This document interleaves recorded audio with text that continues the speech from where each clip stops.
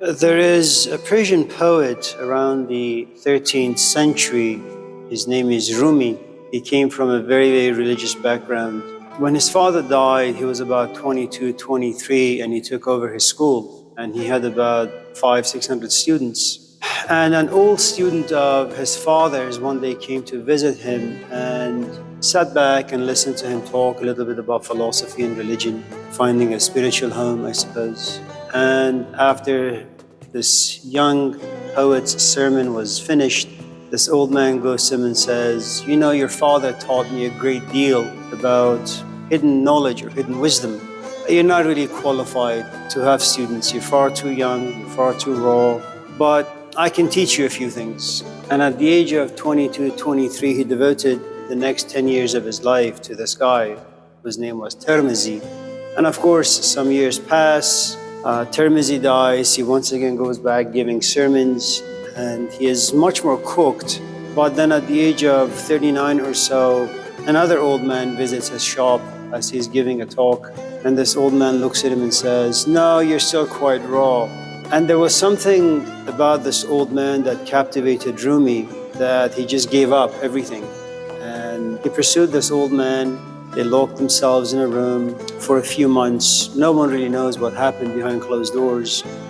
And when this old man passed away, he wrote about 700 poems dedicated to this man.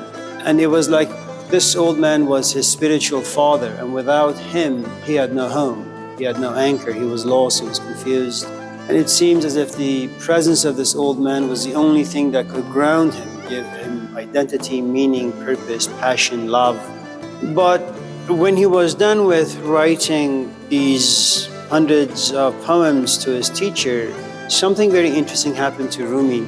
He started working on a 7-volume or a 6-volume book called the Masnavi. It's in Persian.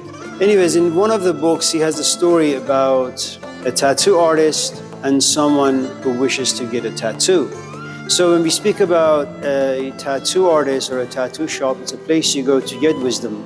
That it's an ink that once it enters into you, you can't burn it away. You can't get rid of it. It's there for life. Later on, of course, there came a mystical group we call the Naqshbandis.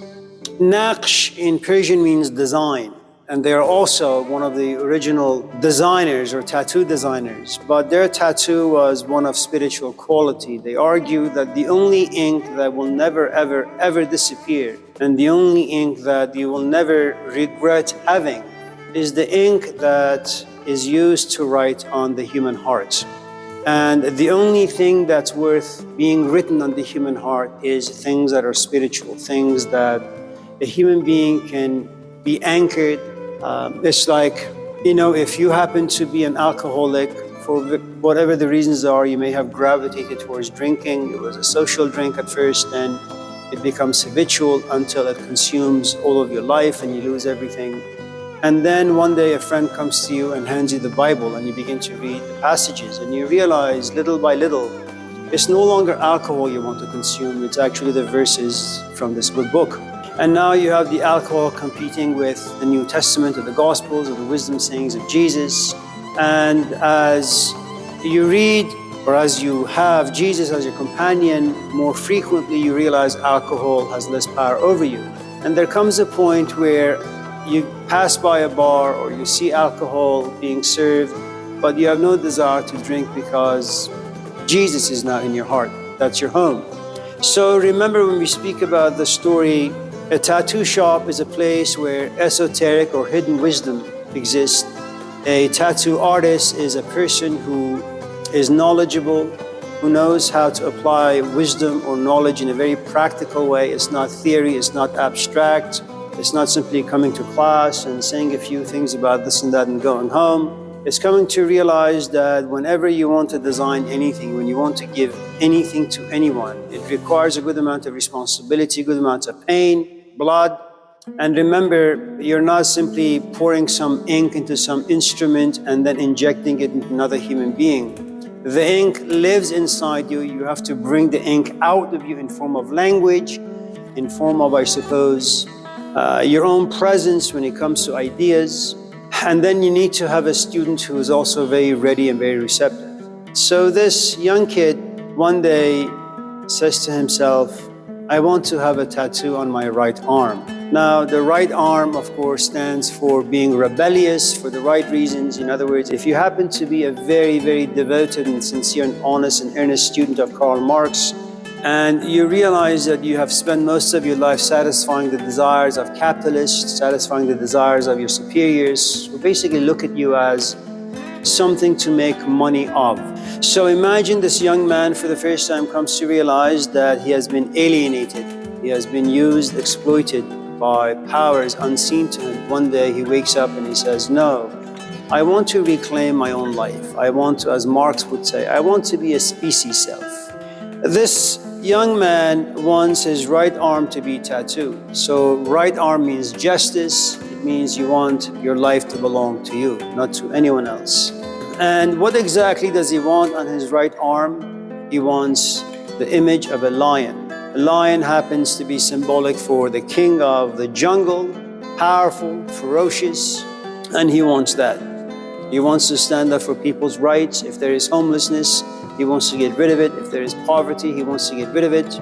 But what you need to understand is all of us in this class, once in a while, we look at ourselves in the mirror, we look at our lives, and we are profoundly dissatisfied.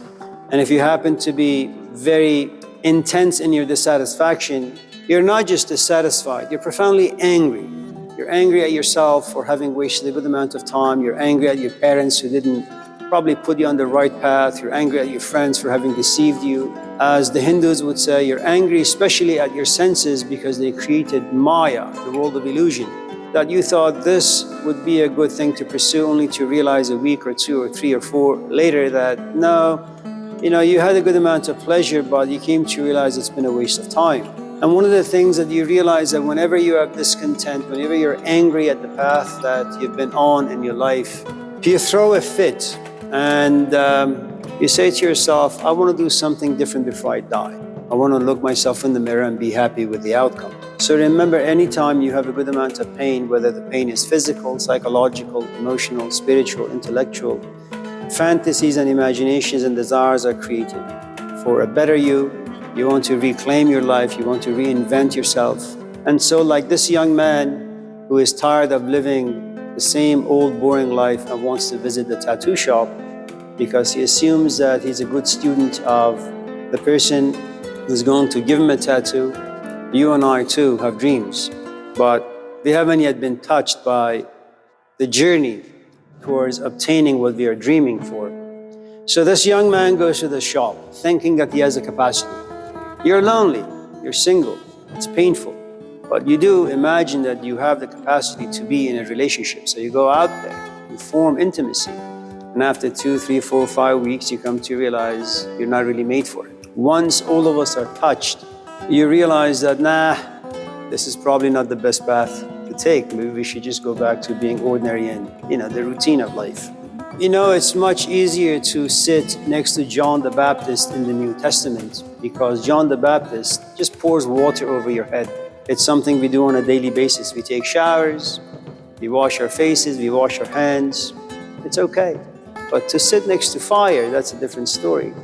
If you want to feel how it feels, if you want to see, observe, experiment how it feels to sit next to someone like Jesus, Muhammad, or Lao Tzu, or the Buddha, when the stove is hot, just put your tiny finger on it. Just see how that feels. Now imagine if you suffer a good amount of pain, just imagine if you were to sit, or in fact, if you were to be consumed by the whole of fire, it's not going to be fun.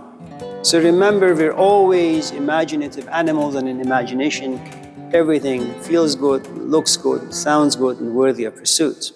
So he opens this door and walks into the shop, and Sanyu, the man who is really good at his craft, he has a great amount of hidden wisdom, but there are no signs on his door that says, we do tattoo here. There are no signs. It's just shop like any other shop. And no one knows that, and he dresses very ordinarily, He doesn't wear a cap, he doesn't wear a gown that makes him look different from other people. And that's the other thing you need to understand, that people who have a great amount of wisdom in them, insight in them, they look very much like the rest of us. Remember the saying of Jesus that a prophet is never welcome in his own town. Why? Because he's like us. He looks like us, quacks like us, eats like us, drinks like us. That's why it's so easy to kind of just slap them, push them around. You know, they're not like Eckhart Tolle or Jordan Peterson, any of these people who go on the stage and they look different than us. They feel different than us. They are bowed to, they are worshipped. But what you have in the story of all these great sages throughout history is that their wisdom is hidden, invisible. You have to become profoundly intimate with them for them to open their shop and then give you some wisdom. So this young man looks at Sanyu, our hero of wisdom, and says to him, I'm here to get a tattoo on my right arm. Sanyu says, really? Have you ever had a tattoo before? No, never. And you want a tattoo? Yes. Do you know what pain is? Well, I played soccer, I fell down, Have you ever seen blood coming out of your body? No, not really.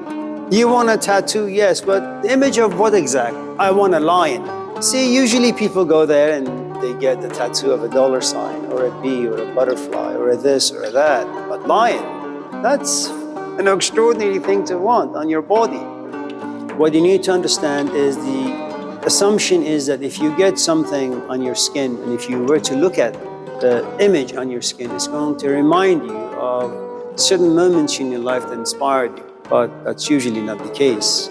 Usually we just forget.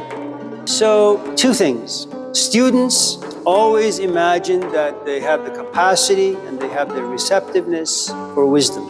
After a long journey, they eventually find a shop. Once they go into the shop, they find the man who has what they're looking for, wisdom. But Sanyu, because he's a really good practitioner, he knows that conversation can only go so far. He looks at this young man and says, you sure you want a tattoo? You want a line on your arm? Yes, says the young man. Okay, why don't you sit here? Let me get on with my work. He pulls his sleeve up and pours some ink in this instrument. And the moment the needle touches the man's arm, this young man says, ow, ow, please. And Sanyu says, what is it? It's painful.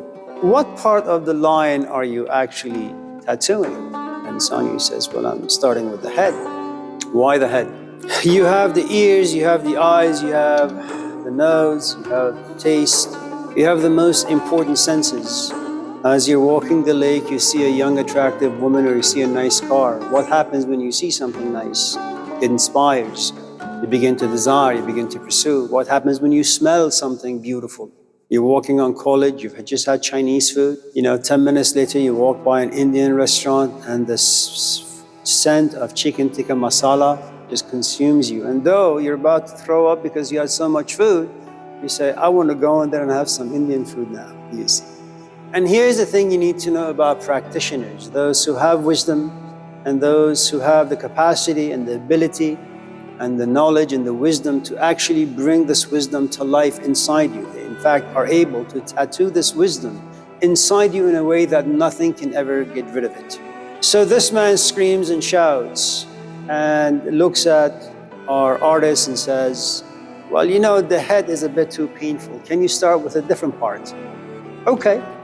So Sanyu, journeys to a different part of this man's arm and again puts the needle to his arm. And again, this young man says, ow! And again, Sanyu says, what now? What part of the line are you tattooing now? Well, I'm tattooing the tail. No, it's far too painful. Start with a different place. And this continues on and on and on and on until our artist, Sanyu, looks at this young man and says, there are desires that we have. There is the pursuit towards the desire. And there is the application. These are three different areas. You have every right to desire, and you have every right to pursue to obtain what you desire. But when it comes to the work itself, to the sacrifice, to the effort, to the dedication, responsibility, suffering and silence, we don't have those components. Maybe you should just leave. Leave my shop and just live with the desire of wanting a tattoo.